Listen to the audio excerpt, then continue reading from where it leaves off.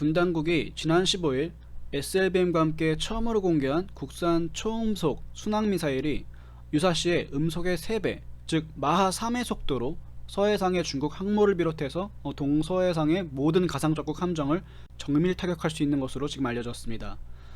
이런 초음속 미사일들은 항모 킬러로 알려져 있는데, 중국도 둥펑 시리즈 같은 거를 개발해가지고 미국 항모에 대한 비대칭 전력으로 보유를 하고 있죠.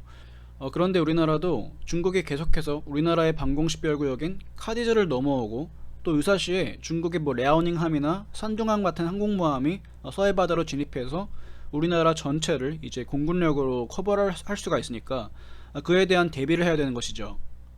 수조원에 달하는 항공모함을 구입하거나 건조를 했는데, 단 몇 발의 초음속 미사일을 얻어맞으면은 그 항공모함에 타고 있는 수천 명의 승조원들과 그리고 함재기가 전부 가라앉게 되는 것이죠. 중국 입장에서는 굉장히 난처한 무기가 한반도에 배치된 것입니다. 이번에 공개된 미사일은 사정거리가 500km 안팎에 달한다고 합니다.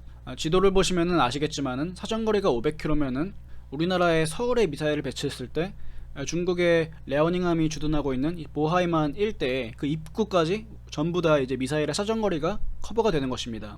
사실상 중국 해군에게 너네 보하이만 바깥으로 나오지 말라고 위력을 과시할 수 있게 된 것이죠. 게다가 순항미사일 같은 경우에는 수면 위에 수미터 고도로 바다에 붙어가듯이 아주 낮게 비행을 하기 때문에 레이더로 탐지하기가 어렵습니다.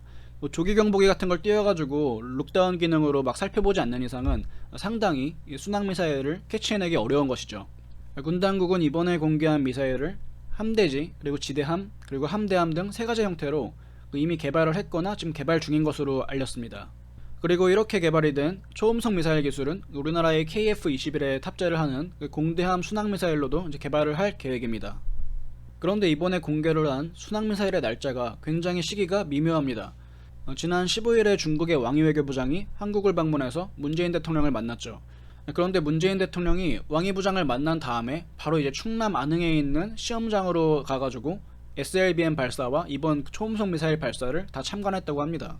중국의 왕이 부장 입장에서는 해외 순방 마지막 국가로 한국을 방문하면서 한국을 우리가 통제 가능하다라고 어떤 성과를 가지고 베이징으로 돌아가야 되는데, 자신과 만났던 문재인 대통령이 회담이 끝나자마자 국방연구소로 가가지고 중국을 타격할 수 있는 초음속 미사일을 참관했던 것이죠. 그러니까 왕이 입장에서는 중국 지도부에 굉장히 난감한 입장을 보이게 된 것입니다. 왕이 부장은 문재인 대통령을 만날 때마다 그 어깨를 툭툭 치면서 맘먹으려고 했던 아주 무례한 외교적인 모습을 보였었죠. 문재인 대통령을 좋아하는 사람도 있고 싫어하는 사람도 있겠지만은 어찌됐든 해외 순방을 하거나 외교적인 무대에 설 때는 대한민국 국민의 대표로 가 있는데, 중국에서 문재인과 대등한 위치에 설 수 있는 사람은 시진핑 공산당 총서기밖에 없지요. 왜냐면은 그 나라의 국가 원수와 국가 원수, 그 대등한 관계로 만나야 되거든요. 그런데 일개 외교부장이 대한민국 국민의 대표를 어깨빵을 하고 아주 모멸적인 모습을 많이 보여줬었습니다. 글쎄요, 저는 문재인 대통령이 왕이한테 개인적인 보복을 하려고 이런 일정을 짰다고 생각을 하진 않고, 그냥 우연히 중국도 우리나라의 일정을 모르고 또 우리나라도 미리 일정을 짜놓은 게 있어가지고 아주 미묘하게 이런 사태가 발생을 했다라고 저는 생각을 합니다. 그런데 일각에서는 문재인 정부의 대중국 저자세 외교의 기조가 바뀔 수도 있는 조짐이라고 분석을 하기도 하는데, 저는 그거는 좀 너무 같다고 생각을 하고, 하여튼 역대 좌파 대통령들이 미국을 한번 방문했다 오기만 하면은 조금 바뀌는 그런 모습을 보이기도 했습니다. 대표적으로 노무현 대통령도 마찬가지죠. 부시 대통령 한번 만나고 오니까 굉장히 외교적 기조가 다시 이제 친미로 기울어지는 그런 양상을 보였었죠.